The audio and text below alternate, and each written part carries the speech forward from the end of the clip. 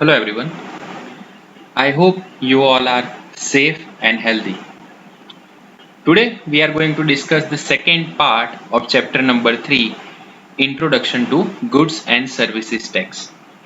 In first part we have discussed introduction about the chapter.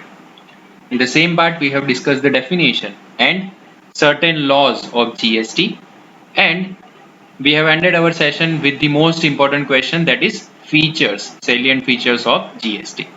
So we have seen these points till now. We are starting with the new points, and this is the last part, that means second and the last part of the chapter.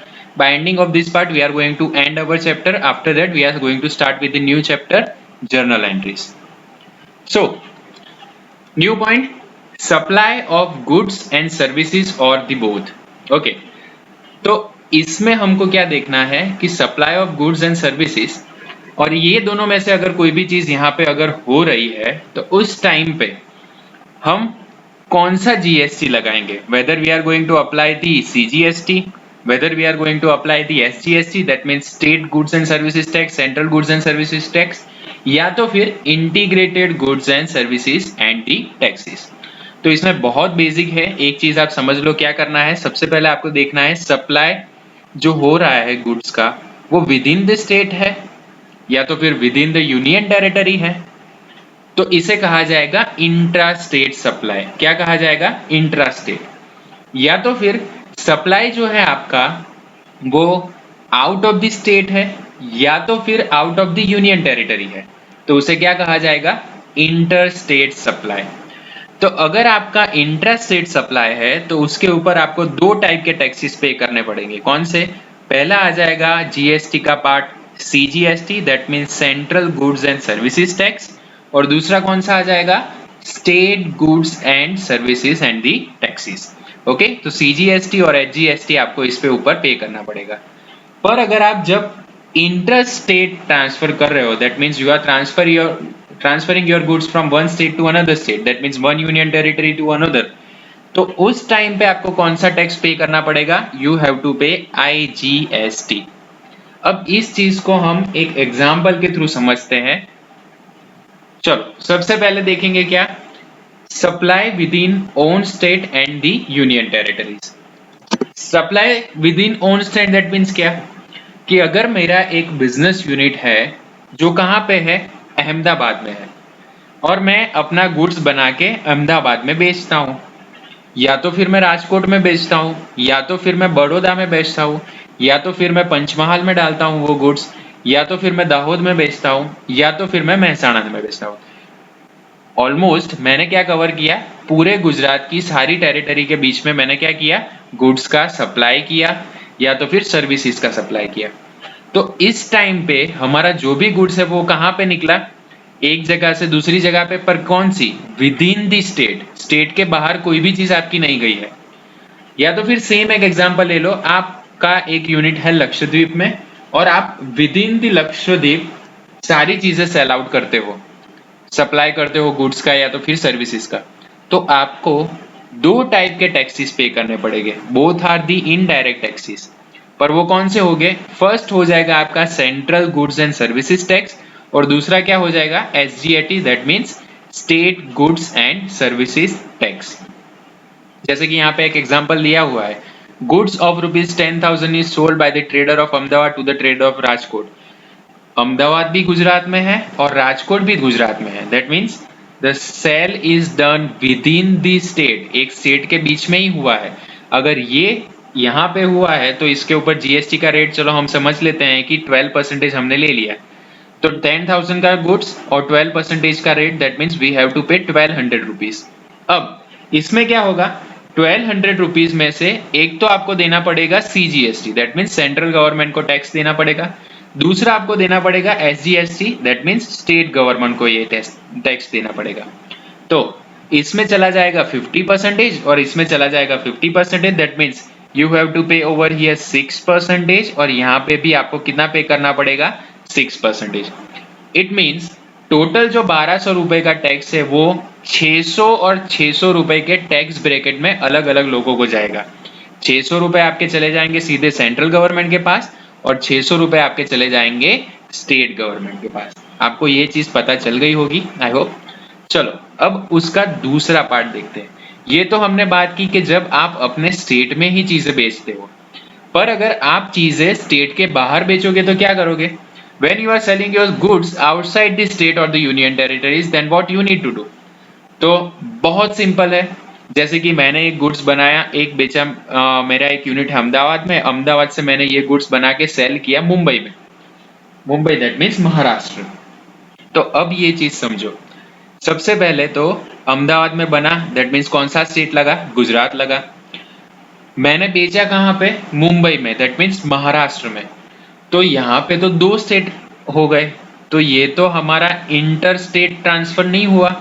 Okay, तो अब ये चीज अगर जब आती है, that means when I am selling my goods outside the state और outside the union territories, तो अब क्या करना पड़ेगा? अब मुझे पे करना पड़ेगा सिंगल टैक्स, और उस सिंगल टैक्स को क्या कहेंगे? Integrated goods and service tax, that means IGST। Okay, these goods or this tax will be known as integrated goods and services tax. It means when I am selling my goods from one state to another state, I have to pay only one tax, that is IGST. अब यहाँ पे एक example ले लेते हैं। जैसे कि यहाँ पे एक एग्जांपल दिया हुआ है, goods of ₹10,000 is sold by the trader of Ahmedabad to the trader of Jaipur. अब यहाँ पे अहमदाबाद का एक बंदा है जिसने अपना गुड्स कहाँ पे सेल आउट किया है? जयपुर में सेल आउट किया है। तो अहमदाबाद आ गया गुजरात स्टेट में, जयपुर आ गया आपका राजस्थान स्टेट में। तो ये तो दो स्टेट अलग अलग आ गए। तो you have sold your goods outside the state और outside the union territories. Same rate, GST का रेट अपना कितना आएगा? 12%। पर इसके ऊपर क्या अप्लाई करोगे आप? You will levied the tax which will be consider, which will be told as IGST, integrated goods and services tax. मतलब टोटल जो 10,000 रुपीज थे उसके 12% है, that means 1200 rupees will be recorded as IGST and the entire amount will go to the central government. इसमें क्या होगा? 10,000 का 12%, मतलब पूरे 1200 रुपए। ये 1200 के 1200 रुपए कंसिडर कैसे किए जाएंगे, और या तो फिर रिकॉर्ड कैसे किए जाएंगे? IGST के तौर पे रिकॉर्ड किए जाएंगे। और फाइनली वो जो पूरी वैल्यू है वो कौन लेगी? वो सीधा चली जाएगी सेंट्रल गवर्नमेंट के पास। ओके, अब सेंट्रल गवर्नमेंट उसके बाद उसका क्या करेगी? वो उसके बाद on the basis of their proportion दूसरे स्टेट्स को डिवाइड कर देगी। पर हमारे लिए सीधा क्या हो गया? हमको सिर्फ टैक्स देना है, और किसको देना है? सेंट्रल गवर्नमेंट को। सीधा सेंट्रल गवर्नमेंट के पास चल गया, मतलब हमें कोई आगे टेंशन नहीं है। ओके, बाकी आगे गवर्नमेंट जो भी अपने हिसाब से दो स्टेट को ट्रांसफर करना चाहे वो इसके हिसाब से कर देगी, पर यहाँ पे हमारा चीजें शॉर्ट आउट हो जाएगी। ओके, तो यहाँ पे हमने दो टर्म देखी, एक हमने विद इन द स्टेट का ट्रांसफर की बात की और दूसरा हमने बात की आउटसाइड द स्टेट। तो अब इंट्रा स्टेट और इंटर स्टेट का डिफरेंस समझ लो। ये क्वेश्चन आपको 1 मार्क के क्वेश्चन में पूछा जा सकता है। What is called as intra state supply and what is called as interstate supply. Now what is intrastate supply? When you are supplying your goods or the trade between, that means within the state, मतलब एक ही state में जब आप करते हो तो उसे क्या कहा जाएगा? Intrastate supply. But when you are transferring your goods from one state to another state or the other union territory, then that will be considered as a interstate supply. ये मोस्ट IMP क्वेश्चन है, इसको याद कर लो, exam में ये पूछने के chances बढ़ जाते हैं। प्लीज इसको रिफर कर लेना। Now the next point and the most important one, that is benefits of GST। जैसे कि मैंने पहले लेक्चर में ये चीज बोली थी कि इस चैप्टर में दो इंपॉर्टेंट क्वेश्चन है, एक है आपका स्पेशल फीचर्स और दूसरा है बेनिफिट्स। ओके, इन दोनों में से कोई भी एक क्वेश्चन आपको 3 मार्क्स में पूछा जा सकता है, तो इस पे थोड़ा ध्यान देना। तो हम स्टार्ट करेंगे बेनिफिट्स या तो फिर स्पेशल फीचर्स, दोनों आप देखो तो ऑलमोस्ट सेम पॉइंट्स ही आएंगे, पर थोड़ा थोड़ा इसमें डिफरेंस है, तो वो हम देख लेते हैं। First one that is one tax, second simple tax system, third one that is removal of double taxation, fourth one that is benefits of price reduction, fifth one that is uniform prices, six reduction in tax evasion, seventh one that is input tax credit, 8 useful for the economy, 9th balance regional development. Number 10th, that is reduction in administrative work, and the last one, that is 11th, reduction in government operations. So here are total 11 benefits which you need to remember. ये आपको याद रखने हैं. अगर आपको 11th में ये चीज एग्जाम में पूछी जाए तो आपको बहुत अच्छे से आ जाएगा, तो प्लीज इसे एक बार रिफर कर लेना. तो अब इनको डिटेल में देखते हैं. सबसे पहले स्टार्ट करेंगे from the first benefit, that is one tax. आपको पता होगा मैंने सबसे पहले पार्ट 1 में आपको बताया था कि पहले कौन कौन से अलग अलग टाइप्स के टैक्सेस थे, वो सब रिड्यूस हो गए. हमने क्या कर दिया, सिंगल यूनिफॉर्मिटी ला गई, और उसके साथ एक स्लोगन हमने बनाया था. वो स्लोगन कौन सा था, आपको ये चीज का आंसर कमेंट सेक्शन में लिखना है. So that is your first question for today. You have to write down the slogan which was used when we are implementing GST. एक स्लोगन यूज किया था, उस स्लोगन को क्या बोलते हैं और वो स्लोगन क्या था, just write down that in comment section. So एक tax means we have reduce numbers of taxes and we have applied one tax, that will be known as GST. Second, simple tax system. पहले क्या था, बहुत सारे अलग अलग taxes थे, वो सारे एलिमिनेट हो गए और उसकी जगह पे एक ही टैक्स आया गया. तो इसकी वजह से क्या हो गया, the whole indirect taxation system will become so much easier. ये एक सिंपल टेक्निक बन गई. Third point, that is removal of double taxation. Okay, तो सबसे पहले क्या था, पहले अलग अलग जगह पे अलग अलग लोगों को हमको टैक्स पे करना पड़ता था, पर जब से जीएसटी इंप्लीमेंट हुआ है हमें डबल मतलब एक या दो बार टैक्सेस देने नहीं पड़ते. We just have to pay the taxes only for one time. So it is consider as a removal of double taxation system. Point number 4, benefits of price reduction. Now what is called as benefits of price reduction? पहले क्या था कि अगर कोई ऐसा goods है जिसके ऊपर 25% का टैक्स है, या तो फिर डबल टैक्सेशन सिस्टम की वजह से एक जगह पे आपने टैक्स दिया, फिर दूसरी जगह पे दे रहे हो, दो जगह पे अलग अलग टैक्सेस पे कर रहे हो, तो उसकी वजह से क्या होता था, एक्चुअली जो गुड्स की प्राइस थी वो बढ़ के 100 का होता था, तो 112 की जगह 115, 118, 120 के आसपास हो जाता था. So after implementation of GST, there will be reduction in the prices of the goods. क्या हो गया, prices कम हो गई, goods सस्ते मिलने लगे. So that is also a benefit. Next one, point number 5, that is uniform prices. Across the country आप कहीं पे भी चले जाओ, अगर यहाँ पे 12% टैक्स गुजरात में लगता है तो मणिपुर में भी इतना लगेगा, मेघालय में भी इतना लगेगा, अरुणाचल प्रदेश में भी इतना लगेगा, और राजस्थान में भी उतना ही लगेगा. So the prices will become uniform in the whole nation. Everyone has to pay the same price for the goods or services, whichever they want to take. कोई भी चीज goods या services आप ले लो, सबको same amount ही pay करनी पड़ेगी. So that is a good thing. तो ये आपका था benefit number 5. Next one, that is reduction in tax evasion. अब tax evasion मतलब क्या, ये एक टर्म आपके लिए थोड़ी नई है. बहुत सारी टर्म्स आती है जैसे कि टैक्स प्लानिंग आता है, टैक्स इवेजन आता है. ओके, तो टैक्स इवेजन मतलब क्या, कर चोरी. अगर आप कोई भी टैक्सेस पे नहीं करना चाहते और उसमें से आप निकलने के थोड़े थोड़े रास्ते ढूंढते हो, तो ये चीज आपको यहाँ पे काम नहीं लगेगी, क्योंकि जीएसटी बहुत अच्छे से सिस्टम डेवलप किया गया है. उसमें से अगर आपको किसी भी तरह से निकलना है, it is next to impossible. So the tax evasion and the tax system has become more transparent. क्या हो गया, पूरा एक विंडो ओपन हो गया, सबको पता चल रहा है कि इस वे में हम टैक्स पे करते हैं और इतना गवर्नमेंट को टैक्स जाएगा. सो मोर ट्रांसपेरेंसी. अगर ट्रांसपेरेंसी ज्यादा है तो उसकी वजह से जो कस्टमर्स हैं उनके अंदर भी एक अच्छी वैसी भावना पैदा होगी कि हम गवर्नमेंट को थोड़े थोड़े पैसे दे रहे हैं, इतने पैसे दे रहे हैं, उनको प्रॉपर पता चल रहा है. तो ये एक अच्छी चीज है. So because of that there will be reduction in the tax evasion. तो these are the 6 point. Let's go to next one, that is 7, input tax credit.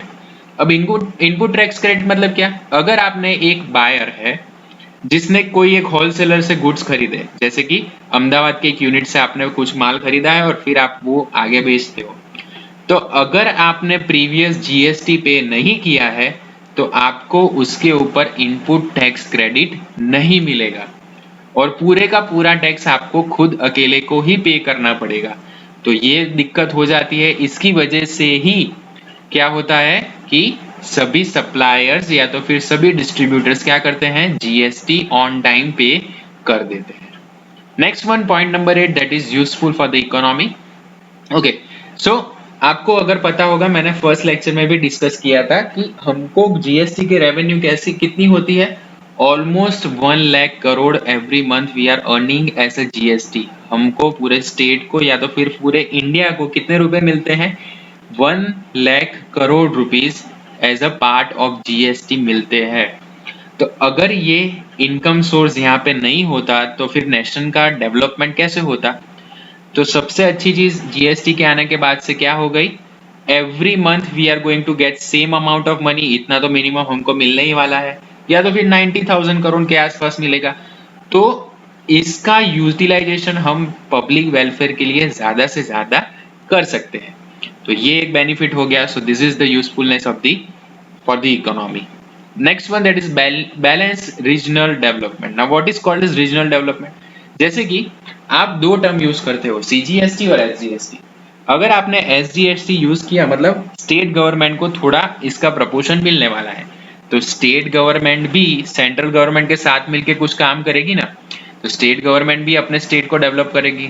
जिस स्टेट का जीएसटी ज्यादा आएगा उसका डेवलपमेंट भी ज्यादा ही होगा। तो ये एक बेनिफिट है जीएसटी का। Next one, number 10, that is reduction in administrative work. तो अब ये चीज आने से क्या हो गया, पहले 15-20 अलग अलग टाइप्स के टैक्सेस थे, उसकी जगह पे क्या आ गया, एक ही टैक्स आ गया, तो एडमिनिस्ट्रेटिव वर्कलोड आपका कम हो गया। तो ये भी एक बेनिफिट है। 11th, reduction in the government operation. Now another benefit, there will be reduction in the government operations because for everything, that means पहले आपको सीबीडीटी के लिए कोई आदमी रखना पड़ता था, एक्साइज के लिए या तो फिर कस्टम्स के लिए या तो फिर टोल बूथ के लिए, सारी चीजों के लिए गवर्नमेंट ऑपरेशंस हैंडल करने के लिए आपको आदमी रखने पड़ रहे थे। अब क्या हो गया, सिर्फ जीएसटी, मतलब सारे लोग क्या काम करेंगे, सिर्फ जीएसटी का ही काम करेंगे। तो ये भी तो एक बेनिफिट है, आपका एडमिनिस्ट्रेटिव कॉस्ट भी कम हो गया। सेम वे गवर्नमेंट ऑपरेशंस में वर्किंग लोड भी कम हो गया just because of implementation of GST. So that is the 11th benefit. अगर आपको इसमें से कोई भी चीज पता नहीं चली है, please mention that in comment section. I will try to solve out your all the doubts. Last question of the unit, that is rate of GST. अब ये जो रेट है ये आपको याद नहीं करने हैं, पर आपको इतना पता होना चाहिए कि हम इंडिया में 0% जीएसटी से लेके कहां तक की रेंज है, 28% तक की रेंज है। कहां तक, 0% से लेके 28% के बीच में जीएसटी के रेट्स है। तो यहाँ पे अलग अलग शेड्यूल्स दिए हैं। तो शेड्यूल 1 में कितने रेट है, 5%, शेड्यूल 2 में 12%, शेड्यूल 3 में 18, शेड्यूल 4 में 28, शेड्यूल 5 में 3% और शेड्यूल 6 में 0.25%। अब इसको सीजीएसटी और एचजीएसटी में कैसे डिवाइड किया, इन दोनों के हाफ कर दिए। जैसे कि 5% है तो उसके 2.5 और 2.5 हो गए, 18% है तो उसके 9 और 9 हो गए। Just we have to make it half. 0.25 है तो 0.125 और 0.125 इसके हो गए। So by this way we just have to calculate the GST, और ये रेट अप्लाई होंगे depends on which kind of goods और सर्विसेज यू आर प्रोवाइडिंग। पर आपको मेजर कौन से 4 स्लैब याद रखने हैं, आपको याद रखने हैं schedule 1, 2, 3 and 4, that is 5%, 12%, 18% and 28%। अब अगर ये 5 और 6 काम के नहीं है तो क्यों दिए हैं, ये बहुत काम के हैं, पर ये किस पे लगते हैं, सिर्फ स्पेशल गुड्स पे ही लगते हैं। 3% और 0.25% वाले किस पे लगते हैं, सिर्फ स्पेशल गुड्स पे लगते हैं। Okay, so this is just for the preparation. इसका बहुत इंपॉर्टेंस नहीं है रेट ऑफ जीएसटी का। इसको अगर आपको नहीं लिखना है तो मत लिखना, इसकी कोई जरूरत नहीं है, पर आपको इतना पता होना चाहिए the rate of GST will start from 0 to 28%. So this is it for today. I have shared almost everything about the chapter. सिर्फ मैंने एक चीज आपकी कवर नहीं की, टर्मिनोलॉजीज ऑफ जीएसटी, जिसमें सिर्फ आपको फुल फॉर्म लिखने थे, तो वह मैंने ऑलरेडी प्रीवियस सेशन में करवा दिया है, तो मैं उसका बर्डन आप पे बढ़ाने वाला नहीं हूँ। सो अगर आपको कोई भी चीज पता नहीं चली, please mention that in comment section. I am going to try and try to solve out your questions. और अगर आपको ये सेशन अच्छा लगा है, please like, share and subscribe to the channel commerce by Prateek Majmudar. Share it to the maximum students who are studying in standard 11th and 12th commerce. I am uploading the video for the subject accountancy and economics. That's all for today. Thank you so much. Jai Hind.